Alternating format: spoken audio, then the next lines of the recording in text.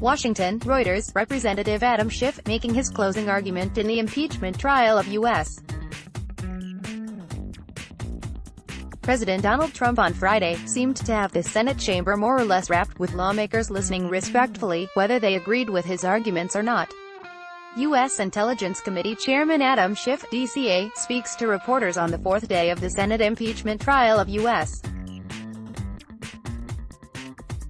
President Donald Trump at the U.S. Capitol in Washington, U.S., January 24, 2020. Reuters, Aaron Scott, then the Democratic congressman, mentioned a CBS News report about a Trump confidant suggesting serious ramifications for Republican senators if they voted against the president, and the mood on the Republican side of the aisle shifted dramatically. Not true. Senator Susan Collins of Maine declared out loud as fellow Republicans responded audibly and disgustedly at Schiff's remarks. Collins is a moderate Republican whose support Democrats are trying to win. Her response, and that of her colleagues, was all the more notable because senators had been warned not to talk during the proceedings or face potential imprisonment.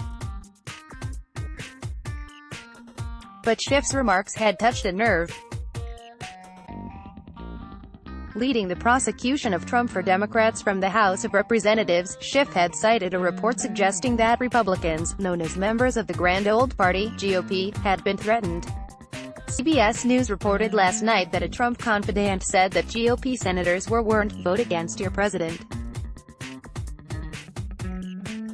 and your head will be on a pike." Schiff said, "I hope it's not true.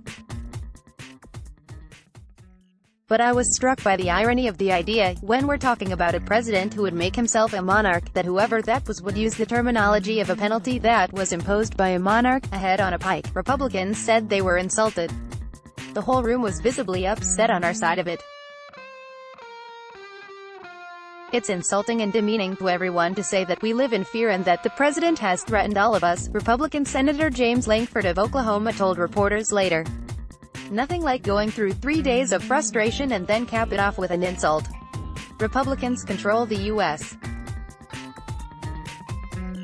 Senate and are not expected to convict and remove Trump from office in the impeachment trial. Many have complained that Schiff and other prosecuting lawmakers, known as managers in the trial, had presented a repetitive and unconvincing case against Trump. If they needed more fodder, they got it on Friday, even though Schiff made clear he did not know if the CBS report had been true.